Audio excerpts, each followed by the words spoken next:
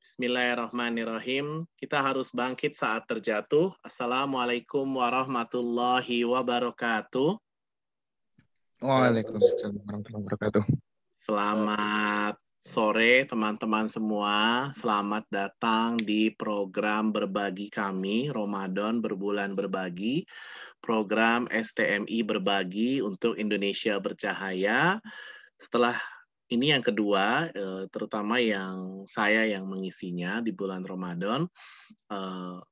Kemarin kita terus belajar sama-sama intro to political communication mastery.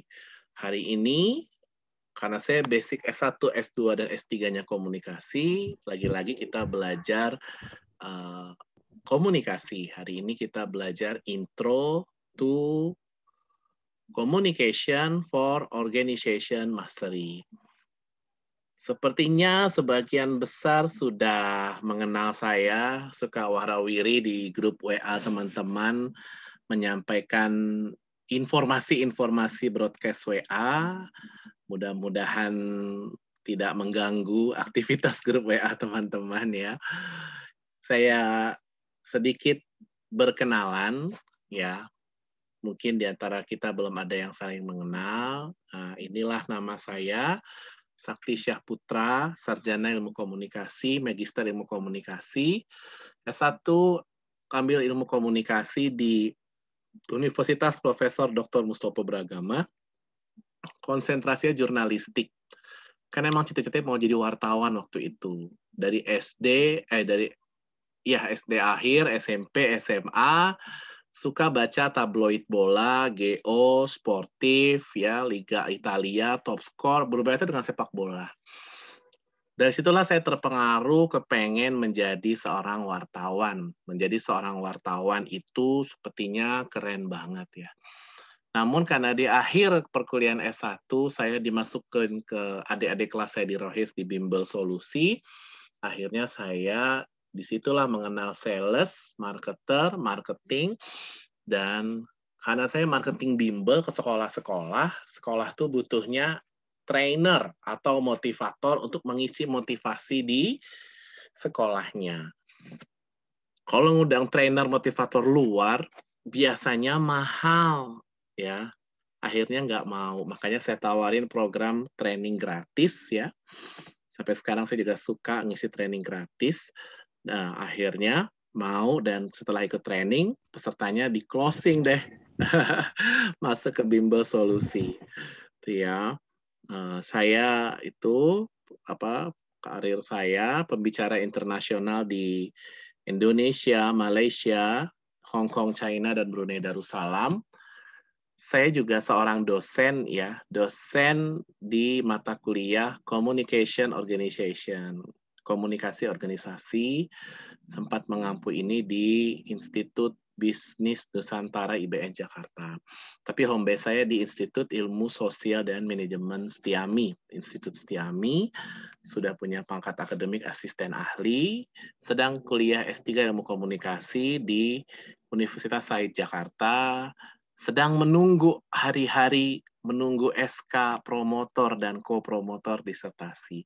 Kalau S1, S2 kuliah, dosen pembimbing namanya. Tapi kalau S3, promotor dan co-promotor. Biasanya kalau promotor itu profesor ya.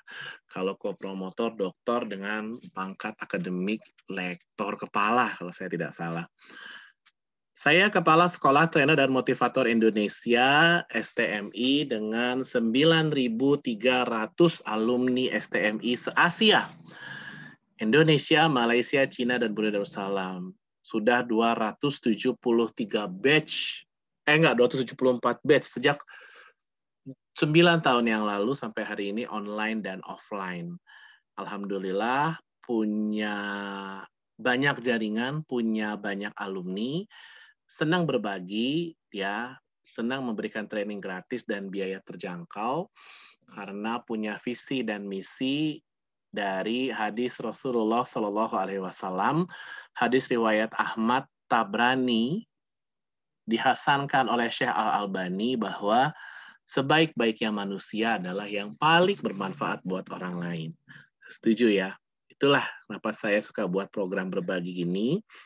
Ya, mungkin kalau di kereligiusan ya, kultum ya, berikan tausiah. Ya. Kuliah terserah antum, bukan ya, kuliah 7 menit. Gitu ya. Nah, ini versi saya begini, karena saya belum layak dipanggil ustadz, ya, saya lebih nyaman dipanggil trainer atau motivator. Atau coach ya, coach Hotahe, lain lagi itu film ya. Pelatih, trainer, dan motivator di 22 provinsi, coach public speaking di 4 negara, Indonesia, Malaysia, Hong Kong, China, dan Brunei Darussalam. Kemudian kita lanjut coba. Top 20 Mary Riana's Trainer. Jadi ketika Mary Riana 5 tahun yang lalu menulis buku, membuat lowongan kerja buat program yang sudah running sekarang namanya MRLC, Mary Riana Learning Center. Saya melamar 150 orang, seleksi 100 saya lolos, 100 seleksi 20 saya lolos, 20 seleksi 3 alhamdulillah nggak lolos ya. Maka kita dapat hadiah hiburan lah, bahasa sederhananya dari Miss Mary Riana, kamu adalah top 20 Mary Riana's Trainer. Nah, itulah saya, bukan saya yang ngeklaim, tapi ini hadiah penghargaan lah, itu pujian dari Miss Mary Riana buat kita. Alhamdulillah, saya pun sekarang juga mempunyai tim trainer ya, top 30, top 30 Sakti Saputra STMI Trainer. Penulis 8 buku motivasi, puisi, inspirasi, religi, dan pembelajaran efektif. Tidak bosan-bosannya saya ingatkan bahwa penting kita menulis buku untuk apa? Untuk memberikan jejak warisan peradaban kita di muka bumi ini ketika kita boleh meninggal. Kita sudah meninggal. Di antara kita kalau ditanya, misalnya Mas Wahyudi, halo Mas Wahyudi, mau nanya boleh? Audionya ya. Ini apa ya, Mas? Contoh aja ya Mas Yudi, kira-kira 11 menit lagi malaikat Israel datang ingin mencabut nyawanya Mas Wahyudi. Apakah Mas Wahyudi udah siap? Kalau saya pribadi, alhamdulillah sudah siap, Mas. Mantap. Emang itu jawaban yang seharusnya kita miliki semuanya ya. Tapi di luar sana biasanya jawabannya apa? Belum siap. Terima kasih Mas Wahyudi ya, sehat selalu, panjang umur selalu. Amin. Kalau orang jawabannya belum siap, nggak mau, biasanya mereka, apa alasannya? Kenapa kamu belum siap? Pasti jawabannya satu. Karena saya masih kurang bekal untuk ke akhirat sana. Gitu. Karena bekal di akhirat itu bukan nasi padang, bukan indomie goreng, bukan mie rebus, bukan sirup, bukan susu kental manis, bukan. Tapi bekal itu adalah amalan-amalan kita. Kalau kita menulis buku, itu akan menjadi amalan-amalan kita. Kita boleh meninggal, kita boleh mati, kita boleh terputus amalan kita di muka bumi ini, tapi amalan kita masih tetap mengalir dari buku itu. Dari kecil kita sekolah SD sampai SMA dikasih tahu, pas lagi duduk itu ya di sekolah, di kanan atau kiri jendela dekat di kelas kita ada tulisan apa? Buku adalah jendela dunia. Benar banget itu. Quran surat ya di dalam Al-Quran ada Iqra ya. Iqra bismi rabbikal ladzi khalaq. Iqra bacalah, Iqra bacalah. Kalau kita mau mengetahui apa isi dunia, maka kita harus membaca buku. Karena buku adalah jendela dunia. Benar banget. Kalau kita mau dunia memperhatikan apa yang kita lakukan, maka kita harus menulis buku. Membuat branding kita, amalan kita. Warisan peradaban kita di dunia ini kalau kita sudah meninggal. Itu buku adalah media visual. Kebermanfaatannya besar. Kita boleh meninggal, kita boleh mati, kita boleh putus, kita boleh dicukupkan oleh Allah Subhanahu wa Ta'ala. Tapi amalan kita nggak boleh selesai, nggak boleh berhenti, nggak boleh mati. Makanya kita harus menulis buku. Buku adalah media visual. Kalau media audio visualnya, itu adalah yang ngehit saat ini channel YouTube ya. Itu juga bisa jadi warisan peradaban kita di muka bumi ini ketika kita meninggal. Bicara channel YouTube, kenapa saya juga menyarankan teman-teman membuat channel YouTube? Karena di luar sana, orang yang menipu-nipu, ngeprank, membuat maksiat, mudarat, itu bisa masuk ke YouTube, ya, walaupun YouTube dengan segala peraturannya mensensor, tapi tetap ada. Kalau mereka aja semangat berbuat keburukan, kita yang orang-orang baik harusnya semangat berbuat kebaikan. Berbuat kebaikan. Nah, itulah dengan channel YouTube. Bicara channel YouTube, alhamdulillah saya juga punya channel YouTube namanya Sakti Nabil. Kalau teman-teman mau belajar banyak ilmu-ilmu yang di luar sana, biayanya mahal-mahal, tinggi-tinggi, tak terjangkau oleh kita, insya Allah itu semua ada di channel YouTube Sakti Nabil. Teman-teman sebut aja mau belajar apa, di situ ada. Public speaking, neuro-linguistic programming, NLP internasional, grafologi, hipnosis, hipnoterapi, talent mapping, SEF, ya. Kemudian bank infak, bank sampah, sampai ilmu mengurus jenazah juga ada. Ya. Best of Me, Intro to Political Communication Mastery, Public Speaking, banyak ya, broadcasting, journalism, aktivis perempuan, ya, HR, NLP, itu ada semua ilmu-ilmu itu. Walaupun memang tentu ada keterbatasan ya, ada keterbatasan dalam video YouTube ini, tidak sekomprehensif kalau ikut training, tapi setidaknya kita bisa memahami basic-basic dari ilmu-ilmu yang saya sebutkan tadi, termasuk ilmu kepemimpinan, ilmu lawyer, pengacara, ilmu bisnis, itu ada di channel YouTube Sakti Nabil. Dan teman-teman bisa, kalau kata Atta Halilintar, please watch, like, share, comment, and subscribe, siap, seperti itu ya. Pencet tanda lonceng. Alhamdulillah belum banyak, baru 2.540 subscribernya. Itu penulis 8 buku, ya, motivasi, puisi, inspirasi, religi, dan pembelajaran efektif. Saya udah merasakan apa yang teman-teman ingin rasakan. Apa itu? Bisa menulis buku dan bisa mencetak buku, menerbitkan buku, itu tidak keluar Rp1 pun. Kok bisa? Ya bisa, itu nggak 1, nggak 2, itu 3. Itu launching serentak Januari 2019, karena itu diurus semua sama Mas Nugroho, alumni saya dari Kediri. Ya, itu buku dokter siswa, pembelajaran asli menyenangkan untuk siswa ya. Ini buku sangat baik buat ayah ibu mengenal karakter anak, kakak mengenal karakter adik, kemudian guru mengenal karakter siswa, dosen mengenal karakter mahasiswa, lalu tahu strategi pembelajaran asli menyenangkan buat anak, adik, atau siswa kita, lengkap dengan iGames dan ice breaking-nya. Dapat testimoni dari sahabat saya, Reza Randy. Mungkin teman-teman pernah dengar PPA ya, Pola Pertolongan Allah, EOA, Employee of Allah. Itu foundernya, master trainernya yang ganteng, ya, itu Mas Reza Randy, sahabat saya, dan tinggalnya dekat di sini, cuma beda kelurahan doang, di Jakarta Timur. Itu kalau ada yang minat, investasi buku itu hanya Rp90.000 saja. Penulis buku 100 motivasi sakti, keep moving on, do and believe it. Buku motivasi, quote motivasi biar cepat move on, gak gampang galau. Ya, tahu galau ya? Nggak ada lauk ya. Ya. Ini, mau ikut. Nah, itu.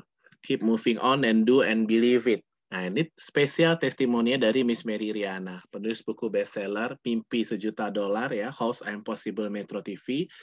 Kalau ngisi seminar suka ngomong, apa Indonesia pasti bisa, saya yakin dan percaya. Nah, dan saya emang suka lihat YouTube-nya Mary Riana, dan ketika buat website pun juga ditanya, mau website seperti apa? saktisyahputra.com, sama seperti maryriana.com ya.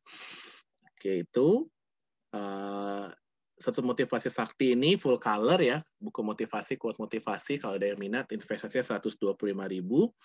How to be a winner, seorang pemenang dalam kehidupan bermasyarakat, ya, ini full color juga, investasi bukunya 125.000. Tulis buku Jejak Rindu sama Mbak Ana Hasanah dari Sumedang, tulis buku Second Change. Ini buku saya dengan 13 motivator, trainer, public speaker, influencer lainnya tentang kehidupan saya dan mereka yang masa kelam, banyak kubangan dosa, wrong decision, bangkit berhasil berubah, ya, termasuk saya dulu yang punya banyak kesalahan, banyak hutang dan lain-lain. Dan sekarang udah bangkit berhasil berubah, alhamdulillah ditolong oleh Allah Subhanahu wa taala dan pengalamannya layak untuk disampaikan, ya. Nah, ini bukunya saya masih ada, kalau ada yang minat itu hanya Rp100.000 saja investasinya. Buku Pemuda Matahari Hai untuk kamu yang sedang berjuang, itu buku saya sama Mas Nugroho sama Mas Sohibus Salam, trainer dari Jawa Timur, buku pemuda. Antologi Indahnya Ramadan tahun ini, buku tahun lalu. Oh, saya juga buku Lara Senandung Kasih, buku ke-8 kemarin terbit, buku puisi sama Bu Miske. Jadi kita terutama laki-laki belajar juga nulis puisi, ya. Itu juga bagus, gitu. Mengasah sastra kita. Karena puisi adalah warisan sastra kebanggaan Indonesia. Kalau kita melestarikan, mewarisi puisi itu, jangan sampai diklaim sama negara lain, tuh ya, bahaya. Pengurus Community Development Genpro Jakarta Timur. Oh ya, saya aktif di organisasi pengurus Perkumpulan Trainer Profesional Indonesia DPW DKI Jakarta, pengurus wilayah Persatuan Umat Islam PUI DKI Jakarta, dosen, ya, ada Bapak Ibu dosen di sini, dosen ilmu komunikasi, mahasiswa doktoral ilmu komunikasi, ya, mohon doanya, sedang menunggu SK promotor dan kopromotor, mudah-mudahan semester ini atau akhir tahun ini lulus kuliah S3 ilmu komunikasi, amin. Pembina 555 reseller. Kalau teman-teman berminat, nambah-nambah penghasilan tambahan, bisa gabung ke tim reseller training Sakti atau training STMI. Itu gratis, ya, daftar masuknya gratis, ya, cukup promosiin aja produk-produk training kami. Nanti kalau closing dapat 20%, closing 9 naik level masuk reseller premium Sakti 30%, dan ada kompetisinya di situ. Alumni dan fasilitator Akademi Trainer. Teman-teman punya waktu, punya budget, punya dana, nggak ada salahnya belajar sama Pak Jamil Azaini, guru saya kayak Jamil Azaini, Akademi Trainer. Dia punya 2 program, pertama Wannabe Trainer, dulu namanya Wannabe Trainer, sekarang namanya Speak to Change, sekarang namanya Trainer level yang atasnya Trainer Bootcamp and Contest. Saya jujur salah masuk waktu itu, pengen masuknya Wannabe Trainer. Masuklah Trainer Bootcamp and Contest 9 tahun yang lalu. Ketemu sama orang-orang hebat yang mungkin teman-teman pernah belajar di bukunya, sosial medianya, atau YouTube-nya, ya. Sama Kang Randy Saputra, mungkin pernah dengar, ya. Kang Dewa Eka Prayoga, mungkin pernah baca bukunya, lihat sosial medianya. 9 tahun yang lalu Kang Dewa masih bingung apa brandingnya. Sekarang udah ngehits banget, luar biasa. Kemudian saya alumni Public Speaking Academy Ongki Hoyanto. Ini guru public speaking saya. It's recommended. Kalau teman-teman nanya apa buku public speaking yang bagus, ini Public Speaking Mastery Mas Ongki Hoyanto. This book is national bestseller. Di toko buku Gramedia biayanya udah naik dari 50 jadi 60. Di online shop seperti Shopee, Tokopedia juga ada. Ini komprehensif lengkap. Ya, jadi buku ini guru public speaking Sakti, Mas Ongki Hoyanto. Kemudian alumni Emotional Spiritual Quotient Pak Ari Ginanjar Agustian, ya, jadi yang basic training, LCB, SC Kuadrat, dan lain-lain. Lalu waktu saya di Bimbel Solusi, saya punya pengalaman tak terlupakan, yaitu salah satunya adalah Experience Learning from International Franchise Business Management IFBM. Sebuah konsultan franchise yang berhasil meledakkan Alfamart, Indomart, Yomart, Ayam Bok Berek, dan lain-lain. Belajar membuat bisnis soal franchise berkelas internasional. Sejak mahasiswa S1 semester akhir sampai 2008 sampai 2012, ya, sekitar 5 tahun, saya banyak belajar bagaimana membuat franchise, SOP franchise, membuat strategi marketing, SOP kemarketeran, dan lain-lain. Karena memang saya basicnya marketing. Dulu pernah kerja jadi sales apotik, suplemen optimasi otak Vita Brain namanya. Dan memang saya tidak jauh-jauh dari marketing karena saya mencintai termasuk mencintai ilmu-ilmu marketing juga, belajar banyak ilmu marketing. Oke, itu perkenalan saya. Sekarang kita masuk ke materi.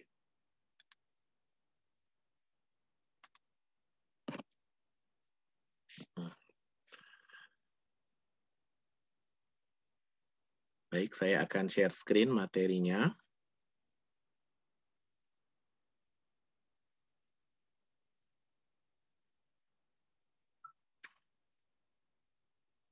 Apakah sudah terlihat materinya?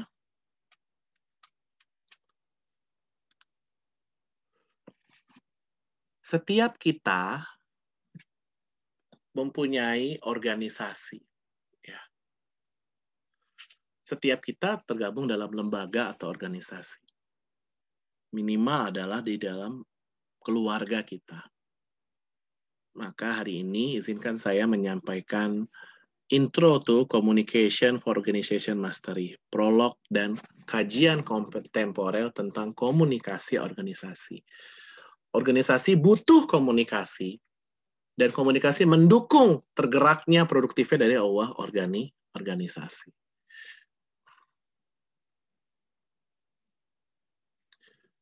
Ini referensinya, Profesor Suwatno, Guru Besar Universitas Pendidikan Indonesia, 2018, still kekinian 3 tahun terakhir, komunikasi organisasi kontemporer Bandung, Simbiosa Rekatama Media. Inilah prolognya. Apakah teman-teman atau Anda pernah menjadi anggota atau pengurus sebuah organisasi? Saya yakin kita semua pernah. Saya pun di rumah nih masih jadi organisasi sekretaris RT. Ya. Saat masih duduk di bangku sekolah, mungkin Anda pernah aktif di organisasi intrasekolah, seperti organisasi siswa intrasekolah OSIS, Pramuka, Rohani Islam Rohis, atau di organisasi ekstrasekolah. Ketika menjadi mahasiswa, barangkali Anda pernah menjadi pengurus di organisasi badan eksekutif, mahasiswa atau BEM, Himpunan Mahasiswa Jurusan atau HMJ, organisasi olahraga, organisasi kesenian, atau organisasi sosial politik. Menurut Profesor Suwatno dalam bukunya tahun 2018 halaman 1.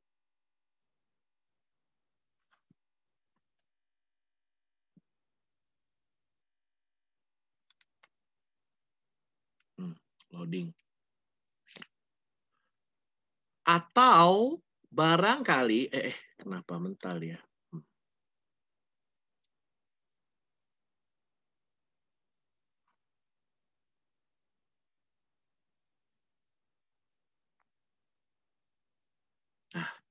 Atau barangkali Anda seorang karyawan perusahaan swasta atau pegawai pemerintah, PNS. Ya.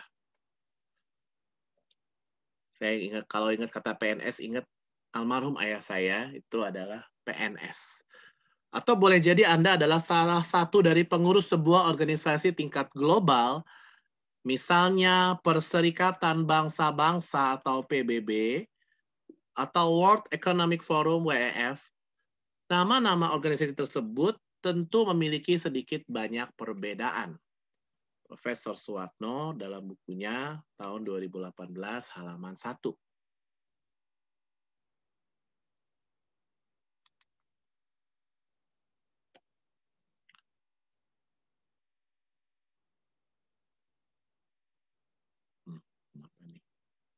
Tidak mungkin sebuah organisasi tingkat sekolah seperti misalnya OSIS dapat disamakan dengan sebuah organisasi bisnis atau perusahaan. Apalagi dengan organisasi yang berisi kumpulan negara di dunia, misalnya PBB. Meskipun semuanya sama-sama merupakan organisasi, ya. PBB organisasi bisnis perusahaan organisasi, OSIS organisasi. Lalu apa yang membedakannya? Yang membedakannya antara lain tipe atau bentuk, ruang lingkup, ukuran, struktur, sistem kepemimpinan, keanggotaan, visi misi, dan yang paling penting adalah komunikasi organisasinya.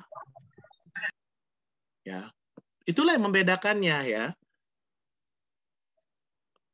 Ruang lingkup, ukuran, struktur, sistem kepemimpinan, keanggotaan, visi misi, dan apa itu adalah komunikasi organisasinya.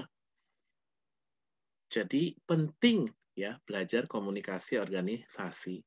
Profesor Suwatno dalam bukunya tahun 2018 halaman 1.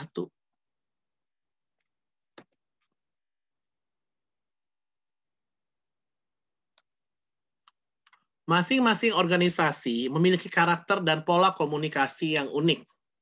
Jangankan 2 atau lebih organisasi yang berlainan tipe dan ruang lingkupnya.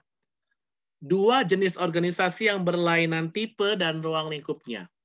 2 jenis organisasi yang serupa namun berlainan tepat memungkinkan keduanya memiliki karakter dan pola komunikasi yang tidak sama. Misalnya organisasi BEM, Badan Eksekutif Mahasiswa di Universitas Pendidikan Indonesia UPI, memiliki kultur komunikasi yang berbeda dengan BEM, Badan Eksekutif Mahasiswa di Institut Teknologi Bandung ITB. Atau organisasi bisnis televisi seperti Metro TV, belum tentu memiliki karakter komunikasi yang sama dengan TV One. Partai politik misalnya, seperti golongan karya Golkar, juga pasti memiliki komunikasi organisasi yang tidak sama dengan Partai Keadilan Sejahtera PKS. Profesor Suwatno dalam bukunya tahun 2018 halaman 2. Organisasi memang berbeda-beda, ya. Dari mana? Salah satunya yang paling utama akar dari komunikasi organisasinya. Padahal keduanya sama-sama berbentuk organisasi intrakampus, sama-sama organisasi bisnis televisi, dan sama-sama organisasi politik. Oleh karena itu, kita dapat menyimpulkan bahwa perbedaan karakter komunikasi terjadi pada organisasi-organisasi dengan tipe yang berbeda, maupun organisasi-organisasi dengan tipe yang serupa, namun berlainan tempat. Lalu pertanyaan selanjutnya adalah, apakah perbedaan karakter dan pola komunikasi juga dapat terjadi dalam satu organisasi? Wah, makin dalam makin menarik. Menurut Profesor Suwatno dalam bukunya tahun 2018 halaman 2. Jawabannya bergantung pada nilai, sistem, dan kepemimpinan yang diaktualisasikan dalam organisasi tersebut. Ya, Ikhwan Mufti persiapan buka. Bagi organisasi demokratis, diferensiasi karakter dan pola komunikasi dalam internal organisasi diberikan ruang yang cukup besar. Bahkan mungkin dipandang sebagai warna dan dinamika yang dapat menggerakkan organisasi itu.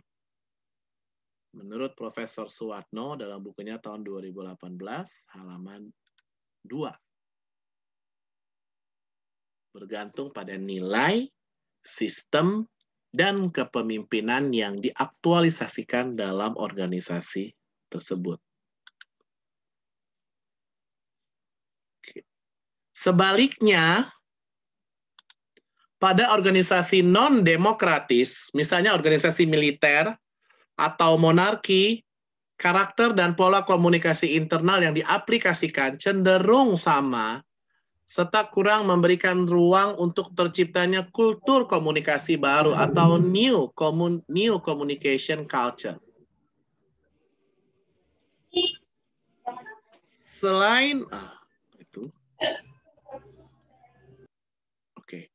Selain komunikasi di level internal, sebuah organisasi juga perlu dilihat dari komunikasi dengan lingkungan eksternalnya. Jadi kita perhatikan internal dan eksternalnya. Dalam hal ini, kita mengenal adanya 2 sistem organisasi, yaitu organisasi sistem tertutup atau closed system, dan sistem terbuka atau open system. Menurut Profesor Suwatno dalam bukunya tahun 2018 halaman 2.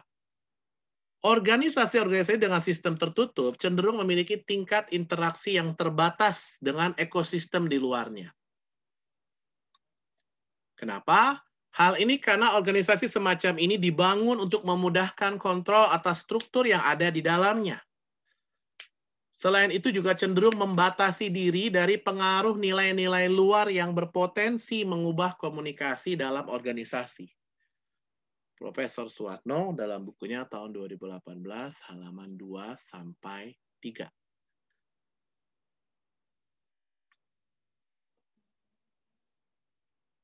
Kita lanjut, berikutnya adalah kajian kontemporer tentang komunikasi organisasi. Dalam satu dasawasa terakhir, karakter dan pola komunikasi dalam organisasi tampaknya sudah mengalami banyak perubahan signifikan. Hal ini karena globalisasi dan revolusi teknologi informasi telah menyediakan hardware, media atau perangkat komunikasi, dan software nilai-nilai, metode, budaya yang diadaptasi oleh para pelaku komunikasi organisasi sehingga antar anggota organisasi menjadi semakin bebas dalam melakukan komunikasi.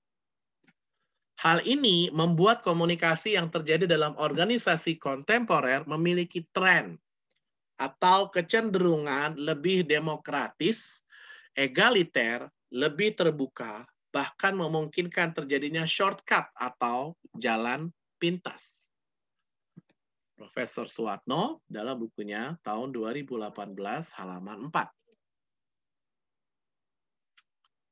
Baru-baru ini, semakin banyak penelitian di bidang komunikasi organisasi yang mengambil perhatian pada hubungan antara perkembangan teknologi komunikasi dan informasi, terutama dengan kemunculan sosial media dan social network, serta pergeseran komunikasi organisasi.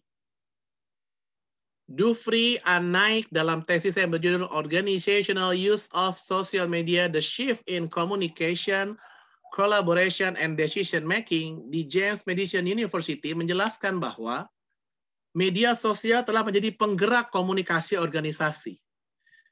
Menurutnya, organisasi saat ini banyak memanfaatkan media sosial. Tidak hanya untuk tujuan marketing dan iklan, tapi juga untuk tujuan komunikasi internal. Profesor Suwatno dalam bukunya tahun 2018 halaman 4 sampai 5. Dufry juga mengatakan bahwa media sosial telah memberikan peluang kepada organisasi untuk membantu mengelola hubungan dengan pelanggan, melakukan inovasi itu terobosan-terobosan baru, mengembangkan operasionalisasi organisasi dan kepemimpinan.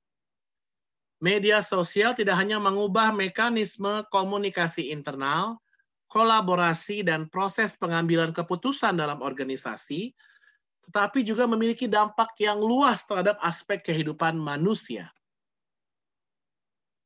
Hampir senada dengan Dufry, Francesca Bria dalam disertasi yang berjudul Social Media and Their Impact on Organization, Building Film Celebrity and Organizational Legitimacy Through Social Media di Imperial College London, menyebutkan bahwa media sosial telah memengaruhi lingkungan di mana organisasi beroperasi menjadi lebih intensif.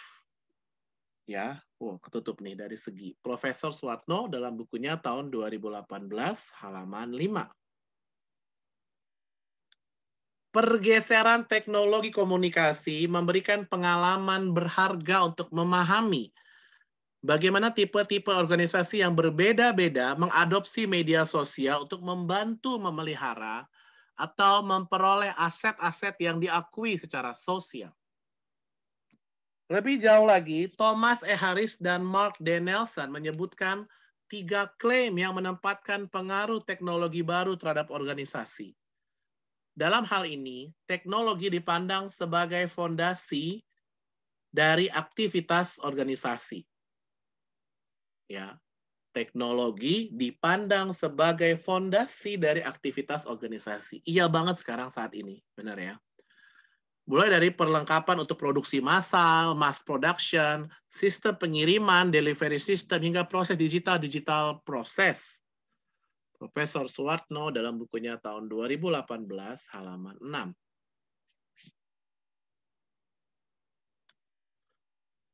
Kedua, saat ini kita tengah berada di tengah-tengah perubahan masif.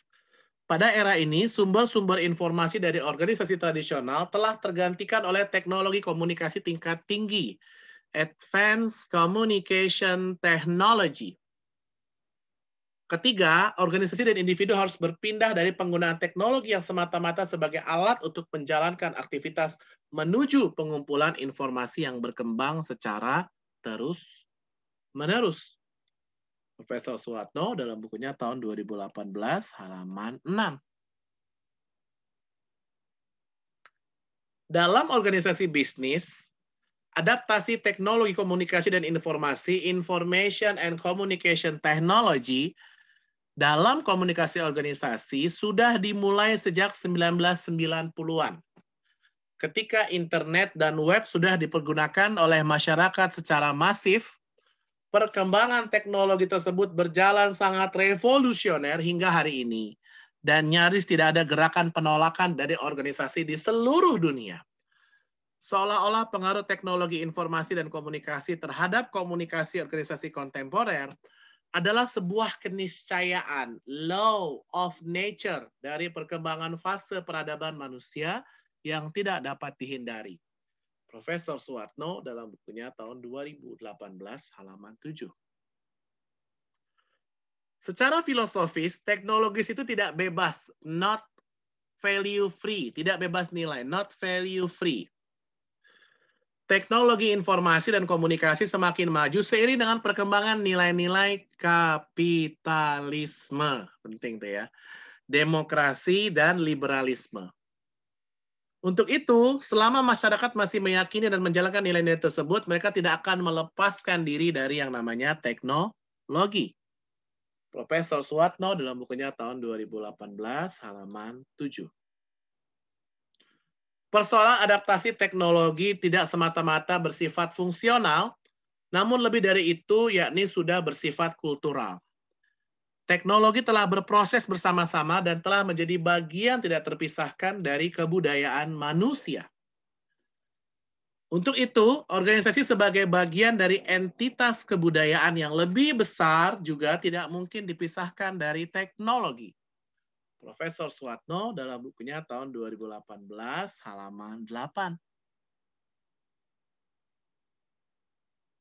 Apapun tipe atau bentuk organisasi, baik organisasi bisnis, organisasi sosial, organisasi politik, atau yang lainnya, selama mereka tidak sengaja menutup diri terhadap nilai-nilai dan sistem yang bersifat modern, demokratis, serta terbuka, adaptasi terhadap teknologi dalam proses komunikasi organisasi menjadi sebuah keniscayaan. Profesor Suwatno dalam bukunya tahun 2018, halaman 8. Peran komunikasi organisasi. Pengembangan gagasan dan pemikiran komunikasi organisasi sangat penting mengingat disiplin ini semakin dibutuhkan dari hari ke hari. Semakin maju sebuah peradaban, semakin banyak dan kompleks organisasi yang bermunculan. Untuk itu, komunikasi organisasi memiliki peran yang sangat penting. Profesor Suwatno dalam bukunya tahun 2018, halaman 8. Tidak hanya di negara-negara maju, peran komunikasi organisasi di tanah air juga semakin dibutuhkan. Sebagai ilustrasi, menurut data sensus ekonomi terbaru hingga 2016, Indonesia telah memiliki 447.352 perusahaan dengan skala menengah besar. Jumlah tersebut baru berupa organisasi bisnis yang kemungkinan besar telah menerapkan manajemen organisasi modern. Profesor Suwatno dalam bukunya tahun 2018, halaman 8. Belum lagi jika ditambah dengan tipe organisasi pemerintah, BUMN, organisasi sosial, atau institusi pendidikan. Perusahaan-perusahaan yang ada dan para tenaga kerjanya merupakan lahan garap dari komunikasi organisasi. Mereka memerlukan kontribusi dari komunikasi organisasi untuk mendukung kesuksesan dalam mencapai tujuan organisasi. Mengingat selama ini kita sering mendengar berita tentang konflik-konflik di bidang hubungan industrial relation, kasus pencemaran nama baik perusahaan, kasus persaingan usaha, demonstrasi karyawan, dan kasus-kasus lain baik di wilayah internal maupun eksternal organisasi. Untuk itu, komunikasi organisasi idealnya dapat memainkan peran engineering melakukan rekayasa, di mana ia dapat difungsikan sebagai perangkat pengetahuan yang bisa membantu organisasi dalam upaya pencegahan, pengelolaan, dan penyelesaian konflik, sehingga peran tersebut dapat mendorong peningkatan kinerja serta produktivitas organisasi. Di antara perusahaan-perusahaan yang ada di Indonesia, kita belum mengetahui berapa banyak di antara mereka yang sudah mengadaptasi teknologi digital untuk membantu meningkatkan kinerja organisasi. Namun kita bisa melihat perusahaan-perusahaan besar yang ada di kota-kota besar di Indonesia telah banyak memanfaatkan teknologi dalam mengimplementasikan kegiatan komunikasi internal dan eksternalnya. Profesor Suwatno dalam bukunya tahun 2018 halaman 10. Realitas menunjukkan bahwa pemanfaatan teknologi tersebut telah menghasilkan efisiensi dan efektivitas dalam menjalankan program-program perusahaan. Dalam prakteknya, ia dapat mengatasi berbagai masalah dasar seperti akurasi, biaya kecepatan, kualitas, dan kuantitas dalam konteks operasionalisasi perusahaan. Saat ini nyaris tidak ada organisasi bisnis yang dapat eksis tanpa pemanfaatan media digital. Profesor Suwatno dalam bukunya tahun 2018 halaman 8. Bahkan kelak diprediksi akan semakin masif dan integratif pada perangkat high-tech atau teknologi tinggi. Semua bisnis mau tidak mau harus mengadaptasi teknologi canggih tersebut. Di saat penggunaannya semakin banyak, teknologi akan semakin murah dan dapat dipakai oleh semua orang. Benar apa betul? Ya. Profesor Suwatno dalam bukunya tahun 2018 halaman 10. Ini bagian pertama dari Intro to Communication for Organization Mastery. Sekarang kita masuk menuju bagian kedua dari Intro to Communication for Organization Mastery.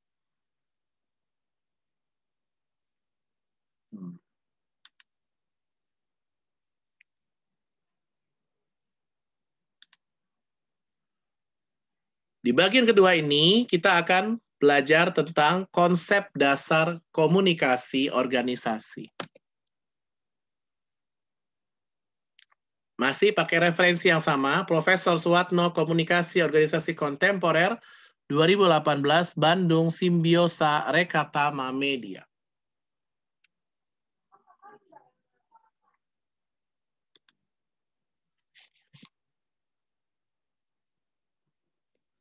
Wih, loncat ya.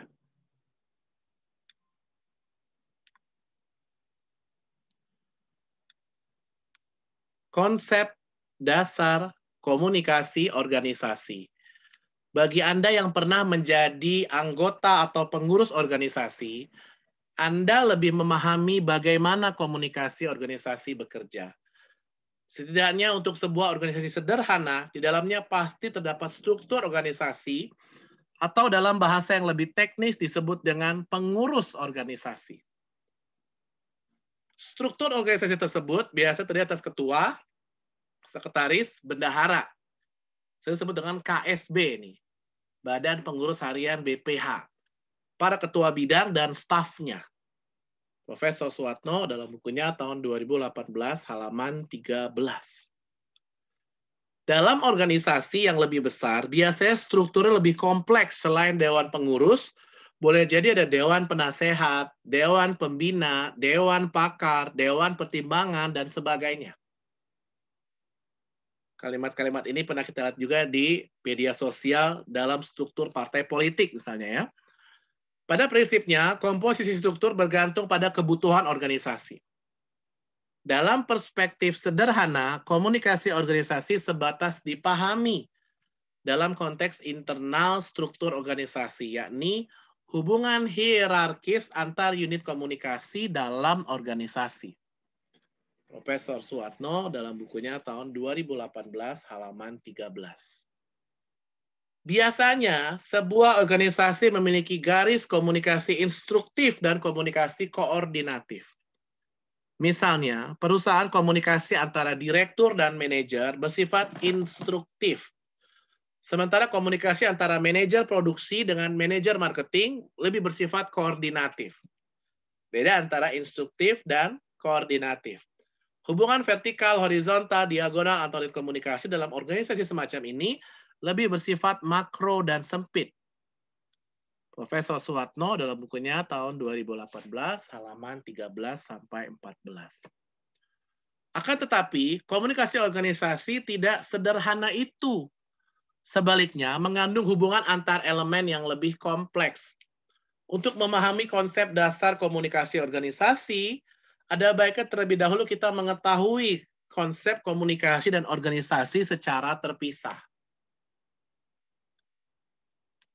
Hal ini karena komunikasi organisasi merupakan frasa yang terdiri atas dua buah kata. Masing-masing merupakan disiplin keilmuannya tersendiri, yaitu komunikasi dan organisasi. Profesor Suatno dalam bukunya tahun 2018 halaman 14. Maka kita belajar dulu konsep organisasi. Apa sih itu organisasi? Jason S. Resch dan Narisa Bunyanon Carter dalam bukunya Art Introduction to Organizational Communication menjabarkan bahwa pengertian organisasi dapat dilihat dari berbagai macam sudut pandang. Penulis merangkum beberapa di antaranya. Yang pertama, definisi kamus. A, the act of organizing or the state of being organized. Tindakan mengorganisasi di atas suatu keadaan yang diorganisasi. Profesor Suatno dalam bukunya tahun 2018, halaman 14 sampai 15. B, unorganized structure or whole. Sebuah struktur yang terorganisasi atau keseluruhan. C, a business or administrative concern united and constructed for a particular end. Sebuah urusan bisnis atau administratif yang disatukan dan dibentuk untuk tujuan tertentu. D, a body of administrative officials as of a political party, a government department, etc. Suatu badan pegawai administratif, partai politik, departemen pemerintahan, dan lain-lain. Itu loh organisasi. Profesor Suatno dalam bukunya tahun 2018, halaman 15. E, order or system, aturan atau sistem. Collins English Dictionary, complete and unabridged 10th edition. 2, definisi secara umum. A system of consciously activities of two or more persons. Sebuah sistem dari aktivitas dua orang atau lebih yang terkoordinasi secara sadar. Barnard C.I. 1938, The Function of the Executive, Cambridge M.A. Harvard University Press. The accomplishment of an objective require collective effort. Men set up an organization designed to coordinate the activities of many persons and to furnish incentives for others to join them for this purpose. Jelas banget ya bahwa organisasi itu butuh purpose, butuh tujuan. Pencapaian sebuah tujuan yang mensyaratkan usaha bersama di mana sekumpulan orang mendirikan sebuah organisasi yang dirancang untuk mengordinasikan kegiatan banyak orang dan untuk memberikan insentif kepada orang lain untuk bergabung dengan mereka untuk tujuan ini. Itulah organisasi. Baik itu bisnis organisasinya, organisasi politik, organisasi sosial. Blau PM M. Scott W.R. 1962, 1962, Formal Organization of Comparative Approach, San Francisco Chandler. Menurut Profesor Suatno dalam bukunya tahun 2018, halaman 16. Tidak terasa 10 menit lagi waktu berbuka puasa di daerah Jakarta dan sekitarnya. Di waktu yang singkat ini, saya yakin teman-teman merasa belum puas ya belajar komunikasi organisasi di waktu yang singkat ini, maka izinkanlah saya menyampaikan sedikit informasi yang bisa jadi sangat dibutuhkan teman-teman, yaitu saya insya Allah hari Selasa ini akan membuat program atau training online Communication for Organization Mastery Batch 2. Itu akan dilaksanakan insya Allah Selasa 27 April 2021. Di sini kita akan banyak belajar tentang komunikasi organisasi, Communication for Organization Mastery.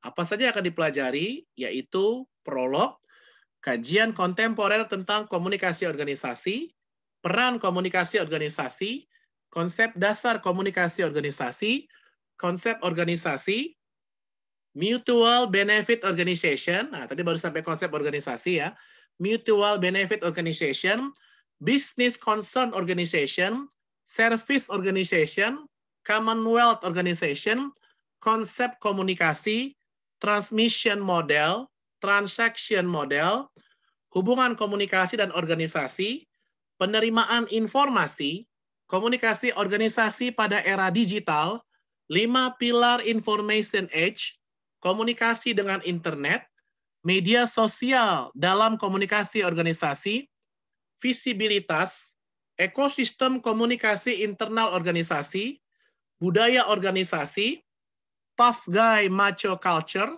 work or play hard culture, bet your company profile, proses culture, 4 fungsi komunikasi internal organisasi, dan studi kontemporer tentang komunikasi organisasi. Itu semua akan kita bahas ya pada hari Selasa tanggal 27 April 2021 sore ya pukul 15.45 sampai 17.45.